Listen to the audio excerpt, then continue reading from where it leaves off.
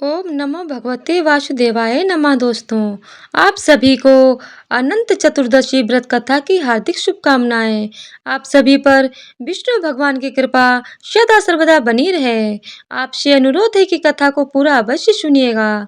यदि आपने चैनल को सब्सक्राइब नहीं किया है तो कृपया चैनल को सब्सक्राइब कर लीजिएगा, ताकि आपको हमारे चैनल पर आने वाले हर त्योहारों की व्रत कथाएं सुनने को मिलती रहें। तो आइए कथा को शुरू करते हैं।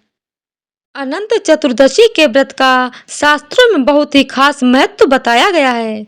अनंत चतुर्दशी पर भगवान विष्णु के अनंत स्वरूप की पूजा होती है और हाथ में 14 गांठों वाला धागा अनंत बांधा जाता है।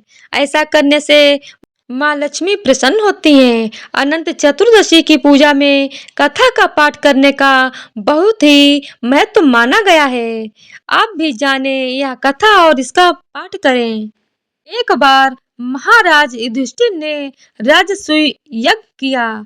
उस समय यज्ञ मंडप का निर्माण सुंदर तो था ही, अद्भुत भी था। वह यज्ञ मंडप इतना मनोरम था कि जल व थल की भिन्नता प्रतीक ही नहीं होती थी।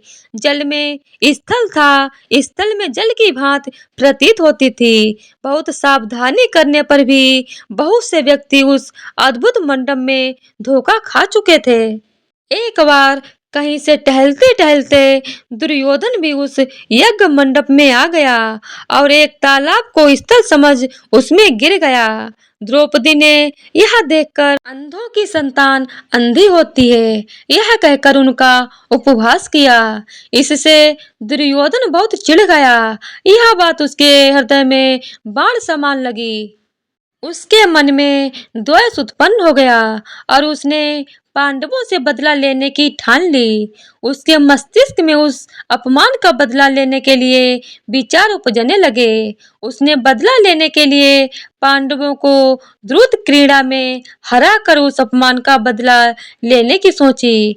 उसने पांडवों को जुए में पराजित कर दिया। पराजित होने पर प्रतिज्ञा अनुसार पांडवों को 12 वर्ष के लिए वनवास भोगना पड़ा। वन में रहते हुए पांडव अनेक कष्ट सहते रहे। एक दिन भगवान कृष्ण जब मिलने आए तब युधिष्ठिर ने उनसे अपना दुख कहा और दुख दूर करने का उपाय पूछा। तब श्री कृष्ण ने कहा, हे युधिष्ठिर, तुम विधि पूर्वक अनंत भगवान का व्रत करो। इससे तुम्हारा सारा संकट दूर हो जाएगा और तुम्हारा खोया हुआ राज्य पुनः प्राप्त हो जाएगा। श्री कृष्ण बोले, युधिष्ठिर, मैं तुम्हें एक कथा सुनाता हूँ, ध्यान से सुनो।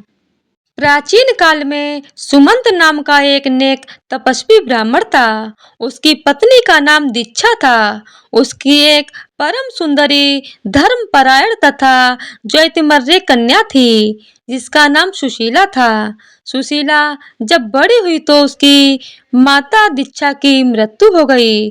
पत्नी के मरने के बाद सुमंत ने कर्कशा नामक स्त्री से दूसरा विवाह कर लिया। सुशीला का विवाह ब्राह्मण सुमंत ने कौंडिन्य ऋषि के साथ कर दिया। विदाई में कुछ देने की बात पर कर्कशा ने दामाद को कुछ ईंटें और पत्थरों के टुकड़े बांधकर दे दिए। कौंडिन्य ऋषि दुखी होकर अपनी पत्नी को लेकर अपने आश्रम की ओर चल पड़े, परंतु रास्ते में ही रात हो गई थी। वे नदी तट पर संध्या करने लगे। सुशीला ने देखा वहां पर बहुत सी स्त्रियां सुंदर वस्त्र धारण कर किसी देवता की पूजा कर रही हैं। सुशीला के पूछने पर उन्होंने विधि पूर्वक अनंत व्रत की महिमा बताई। सुशीला ने वहीं उस व्रत का अनुष्ठान किया और 14 गांठों वाला डोरा हाथ में बांधकर ऋषि कौंडिन्य के पास आ गईं। कौंडिन्य ने सुशीला से डोरे के बारे में पूछा तो उसने सारी बात बता दी। उन्होंने डोरे को तोड़कर अग्नि में जला दिया। इससे भगवान अनंत जी का अपमान हुआ। परिमाणतः ऋषि कौंडिन्य दुखी रहने लगे। उनकी सारी संपत्ति नष्ट हो गई। इस दरिद्रता का उन्होंने अपनी पत्नी से कारण पूछा तो सुशीला ने अनंत भगवान का डोरा जलाने की बात कही। पश्चाताप करते हुए ऋषि कौंडिन्य अनंत डोरे की प्राप्ति के लिए वन में चले गए। वन में कई दिनों तक भटकते भटकते निराश होकर एक दिन भूमि पर गिर पड़े। तब अनंत भगवान प्रकट होकर बोले, हे कौंडिन्य, तुमने मेरा तिरस्कार किया था, उसी से तुम्हें इतना कष्ट भोगना पड़ा। तुम दुखी हुए, अब तुमने पश्चाताप किया, मैं तुमसे प्रसन्न हूँ। अब तुम घर जाकर विधि पूर्वक अनंत व्रत करो। 14 वर्ष पर्यत व्रत करने से तुम्हारा दुख दूर हो जाएगा, तुम धन धान्य से संपन्न हो जाओगे। कौंडिन्य ने वैसा ही किया और उन्हें सारे क्लेशों से मुक्ति मिल गई। श्री कृष्ण की आज्ञा से युधिष्ठिर ने भी अनंत भगवान का व्रत किया, जिसके प्रभाव से पांडव महाभारत के युद्ध में विजयी हुए तथा चिरकाल तक राज्य करते रहे।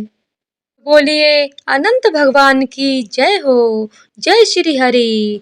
ओम नमो भगवते वासुदेवाय नमः। तो आज की वीडियो अगर आप लोगों को पसंद आई हो तो वीडियो को लाइक शेयर और चैनल को सब्सक्राइब कर दीजिएगा। जय श्री हरि।